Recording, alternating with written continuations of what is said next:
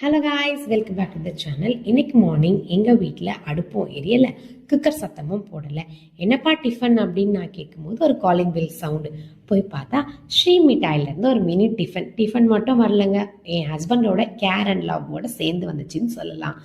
ஏன்பா டிஃபன் ஏன் ஆர்டர் பண்ணீங்க அப்படின்னு கேட்கும்போது அவர் சொன்ன அந்த வார்த்தை இருக்கே, இந்த எக்ஸ்ட்ரீமுக்கு என்ன வேணா பண்ணலாம் அப்படின்னு இருந்துச்சு. நீ சமையல்லாம் செய்ய வேண்டாம், எனக்கு முழுக்க ரெஸ்ட் எடுத்துக்கோன்னு சொன்ன அந்த வார்த்தை வாவ். எல்லா பொண்ணுங்களுக்குமே மருந்தை விட இந்த புரிதல் தான் மிகப்பெரிய ட்ரீட்மெண்ட்டாக இருக்கும்னு நான் நினைக்கிறேன். இதே மாதிரி தோணியிருந்தா அவர் லைக் பண்ணுங்க. ஆஃப்டர்நூன் வந்துச்சு, என்னப்பா பண்ணட்டும் அப்படின்னு கேட்கும்போது அதுக்குமே அமைதியாக இருந்தார். இதே காலிங் பெல் சவுண்டு தான். போய் பார்த்தா கீதம்லேருந்து ஒரு மீல்ஸ் ஆர்டர் பண்ணியிருந்தாங்க. மீல்ஸ் மட்டும் வரலங்க, கூடவே அக்கறையும் சேர்ந்து வந்துச்சுன்னு சொல்லலாம்.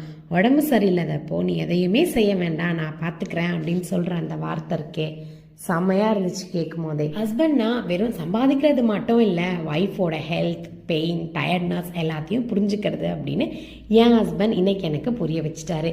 இந்த சண்டேல நான் ரொம்பவே செம்மையாக ரெஸ்ட் எடுத்தேன் அப்படின்னு சொல்லலாம். நெக்ஸ்ட் உங்களுக்கு என்னப்பா ஒரு மீல் தான் ஆர்டர் போட்டிருக்கீங்க அப்படின்னு பார்த்தா அடுத்த ஒரு காலிங் பெல். அங்கே போய் ஓப்பன் பண்ணி பார்த்தா சங்கீதா ரெஸ்டாரண்ட்லேருந்து அகைன் ஒரு மீல் ஆர்டர் பண்ணியிருந்தாங்க.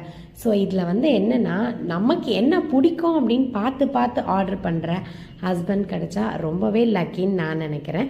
இந்த மாதிரி எத்தனை பேர் உங்கள் ஹஸ்பண்ட் உங்களுக்கு அப்பப்போ சர்ப்ரைஸ் கொடுப்பாரு, ரெஸ்ட் கொடுப்பாரு அப்படின்றதையும் எனக்கு கமெண்டில் லீவ் பண்ணுங்கள். சில நேரம் ஒரு நாள் ரெஸ்ட் கொடுக்கறது தான் ஒரு பொண்ணுக்கு மிகப்பெரிய கேர் அப்படின்னு நீங்கள் நினைக்கிறீங்க அப்படின்னா அதையுமே எனக்கு கமெண்டில் லீவ் பண்ணுங்கள்.